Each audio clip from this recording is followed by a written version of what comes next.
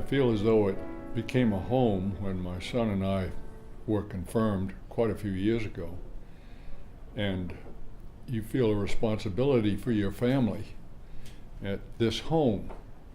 St. Paul's is just central to my life. That's why I pledged to it.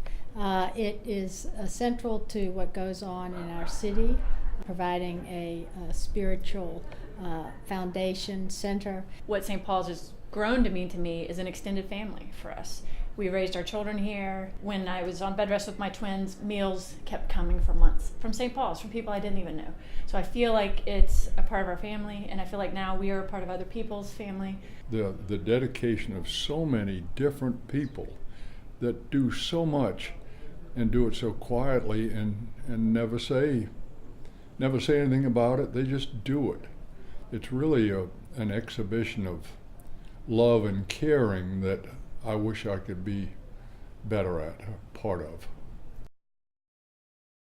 40 years ago, when I moved to Richmond and came down to St. Paul's became my other family. I usually go to the 11:15 service, and I sit right over there with my pew pals, the Flynn's and the Goppelroods and the Dunfords. And I remember one year when Earl was giving one of these talks. Earl's philosophy is, and this is what he was taught from, he said, early days, you give off the top. You know, there are lots of competing causes for our charitable giving. But to our church, we give off the top, and we give the largest amount to our church. That's a philosophy that I have lived with ever since then, and I would encourage you to take on that philosophy. And then about 45 years ago, I lived in Cambridge, Massachusetts, in married student housing, and our upstairs neighbors were what I'd call your typical New Englanders. You probably know some of these folks. They're very thrifty folks. But these neighbors were, as I learned later, amazingly generous people. And when I was doing the canvas years ago, I called Gordy, and I said, Gordy, I know you've been involved with your Episcopal Church in Cohasset, and talk to me about your philosophy of stewardship. And he said, I have two guiding principles.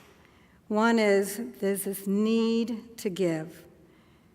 We are all stewards of the earth and our checkbook, but we are just temporary stewards.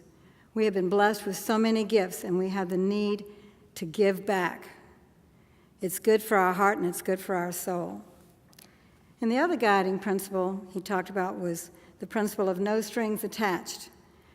I call it, in the Episcopal Church and any of the organizations we're members of, we have the flavor of the month, the issue of the year, whether it's the prayer book or the hymnal or staffing changes. There's always something that gives us reason to think, I'm just going to protest with my checkbook or with my feet. But if we have true stewardship in our hearts, we give, we relinquish that control. We've elected a spirit-led vestry. We let them make those decisions. We give up that control and give back to God for the work of this church and for the work of the church. So I would encourage you to think of the three things that I've talked about: giving off the top, acknowledging the need to give back, and embracing the philosophy of no strings attached. Thank you.